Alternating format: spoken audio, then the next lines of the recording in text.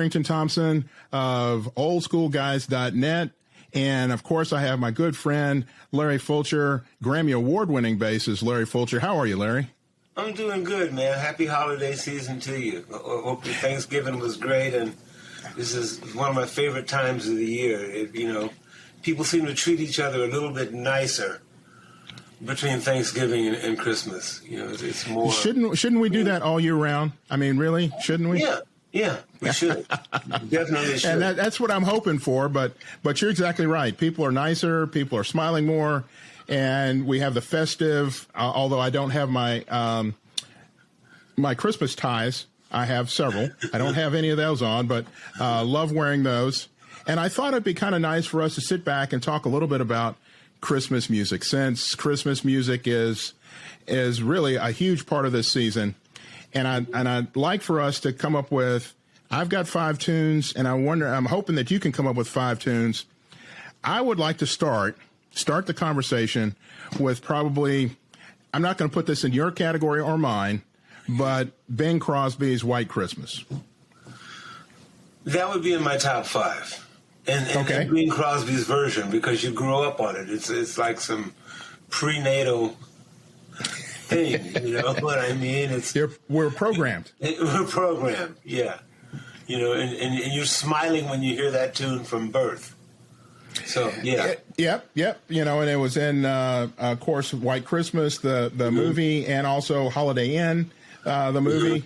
And so he just has a way of delivering that tune, which is so mellow and smooth that it goes down like, I'll go ahead and say it, like good scotch. It goes down like good scotch. Well, I'm not much of a scotch drinker, and I don't have a Christmas song that makes me feel like tequila. But I'll think about it for a while. All right. So if that's on your list, we'll put that as number 1. And this is in no particular order. Let me throw out one of mine, which is a little bit more recent. Let It Snow by Boyz II Men. I like the song. I'm not familiar with Boyz II Men's version. Well, as you can imagine, Boyz II Men, they're all about harmony, and it is it is the way they deliver their harmony that, to me, makes that tune. Because there are lots of really cool versions of Let It Snow, but I really think that version stands out, at least in my mind, and so that's on my list. What else is on your list? Okay. Programmed from birth. Jingle Bells. Okay. Anybody's version, just the song. That melody starts and you know what it is. Right. And if you can carry a tune at all, you're not going to blow it. Exactly. That one says a lot. Jingle Bells. Okay. Let's go old school. An Andy Williams version of Sleigh Ride. How about that?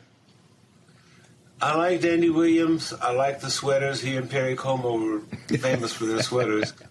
Yep. It's not on my top 5, but I like the song. Okay. All right. What else is on your list? Little Drummer Boy. Okay. Ba-rum-ba-bum-bum. I love the Temptations version. But I like I forget who did the original version of Little Drummer Boy. But just the fact of that tune is cool, and I love drums. So that song would be in my top 5. The Temptations, they really emphasize the drums in their version, and along with their unique harmonies, I think that's a wonderful tune. And I am going to, although this is not in my top 10, I'm going to go ahead and slide in the Temptations version of Rudolph the Red-Nosed Reindeer. That's a bad one. Yes, yeah. Hey, Rudolph! Yeah, exactly. And Melvin's bass singing, yeah. I'll sign off on that one. Okay. Now, my wife is going to hate that I'm actually bringing up this tune because it's not in the Christmas spirit, but yet it's one of those tunes that you hear every Christmas, and it's by Clarence Carter, Backdoor Santa. You're not going to have your wife wanting to kick my butt, too. So I'm going to let you. So let me just say that first of all, it doesn't have anything to do with Christmas, but it does have a lot to do with backdoor creeping. But the Memphis Horns in there are so classic for Memphis Horns. And if you like that kind of thing, you just got to hear the tune. It'll bring a smile to your face every time you hear it. I like those guys. I worked with them. I've done sessions with them. I love them. We got them to play on the Ruthie Foster record. They're as cool as you thought, and as soulful as you would expect. I mean, those guys basically for 10 or 15 years created a sound that was so unique. As soon as you heard it, everybody, I know who those guys are. Yeah, exactly. All right, Okay. Who else you got on your list? This is probably the most recent version, but it's not really recent these days. Donny Hathaway. Oh, yes. This is Christmas. Hang down the mistletoe. This Christmas, yeah. Yep.